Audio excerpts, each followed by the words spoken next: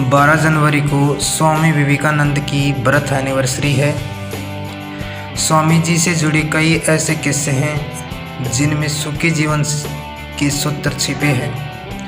इन सूत्रों को अपना लेने से हमारी सभी दिक्कतें पूरी हो सकती है। तो आज मैं आपको बताने जा रहा हूँ विवेकानंद जी से जुड़ा एक ऐसा चर्चित किस्सा जिसमें परेशानियों से निपटने का सूत्र बताया गया है। एक बार स्वामी विवेकानंद किसी मंदिर में दर्शन पूजन के लिए गए थे। उस मंदिर के आसपास कई बंदर रहते थे जो कि वहां आने जाने वाले भक्तों से प्रसाद छीन लेते थे।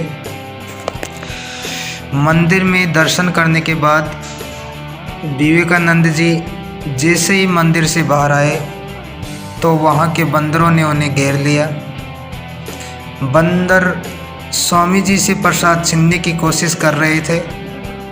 स्वामी जी इतने बंदरों को एक साथ देखकर थोड़ा डर गए और बंदरों से बचने के लिए तेजी से भागने लगे। बंदर भी स्वामी जी का पीछा करने लगे। जहाँ ये घटना हो रही थी वहाँ एक अन्य वृद्ध साधु भी खड़ा हुआ था। वह ये पूरी घटना ध्यान से देख रहा था। बहुत कोशिश करने के बाद भी स्वामी जी इन बंदरों को अपना पीछा नहीं छुड़ा पाए। वे बहुत परेशान हो गए थे।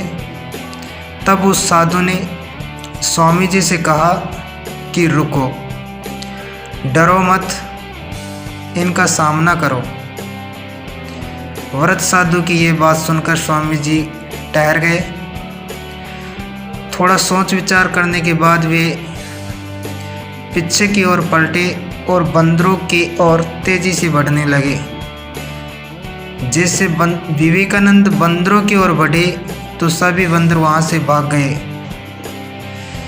बंदरों के जाने के बाद स्वामी जी ने उस साधु को धन्यवाद दिया और वहां से लौट गए। स्वामी जी ने कुछ समय बाद अपने एक प्रवचन में इस घटना का जिक्र करते हुए कहा था कि अगर हम किसी चीज़ से डरते हैं तो उससे भागना नहीं चाहिए बल्कि उसका सामना करना चाहिए।